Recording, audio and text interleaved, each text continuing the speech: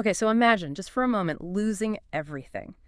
Your home, your land, your whole history, all swept away by dust, by economic collapse.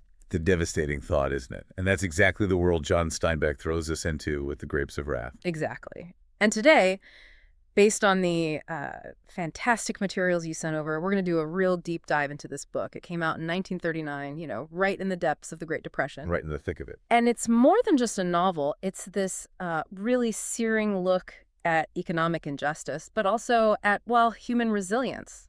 So our mission today really is to unpack how Steinbeck uses this forced migration of the Joad family.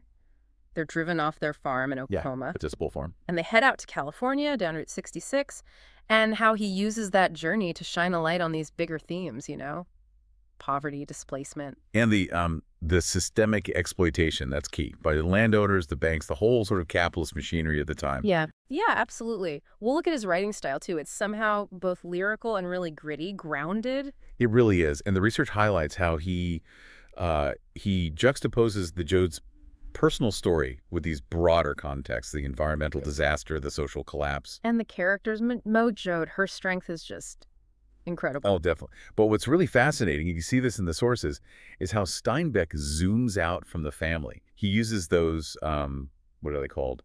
Intercalary chapters? Right, yeah, the ones that pause the main story. Exactly. And in those, he sometimes just drops in, like actual statistics or reports from the era. Figures on wages, starvation wages, really, or how many people were being evicted. It makes it feel so real, doesn't it? Like it anchors the fiction in hard fact. You see the Joads struggling, but then you see the sheer scale of it all. Precisely.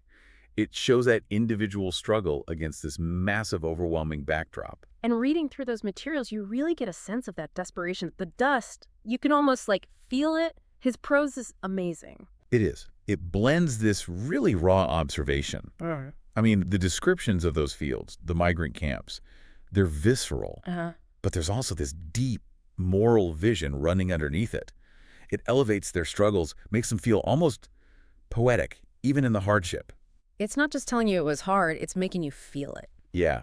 And that wider context is crucial. The sources really hammer home how California, the supposed promised land, well, it wasn't. No, it became another kind of trap, right? Completely. Systemic exploitation again. The big landowners, backed by powerful interests, they just paid pennies. Yeah. Kept everyone desperate. Rotating that cycle. Exactly. And forcing families into these awful, squalid camps. Yeah. It really throws the inherent dignity of these people into sharp relief, even when they've been stripped of almost everything else. And that's where characters like Joad just leap off the page. Her strength, that fierce love, it's like the glue holding them together. She's the anchor, absolutely. A powerful symbol of that resilience we were talking about. And if you look at the bigger arc, you see Tom Joad's journey, his evolution.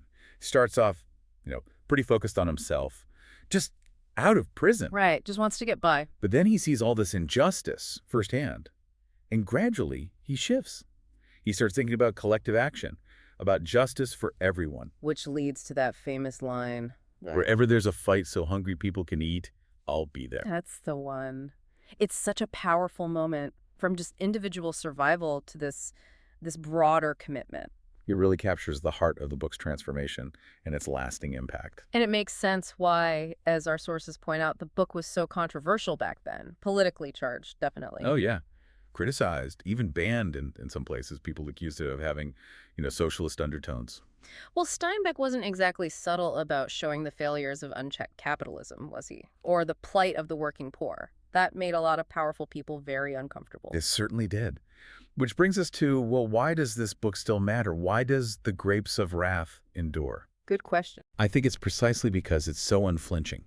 It looks inequality right in the eye. And it insists on the dignity of the people suffering through it. He doesn't romanticize the suffering, but he absolutely honors their spirit, their endurance. Exactly. Yeah. So it works on two levels, right? It's a vital piece of history documenting that Dust Bowl migration. But it's also this timeless story about humanity facing down overwhelming oppression. This whole deep dive into the Joad's journey, it really shows how personal struggles can tap into something universal. Which leaves us, and you listening, with something to think about maybe. How do these stories, these histories of hardship and resilience, how do they shape how we understand struggles for justice and dignity today? Yeah, that's the question. What echoes of the Joad's long, hard road might we still find in the world around us now?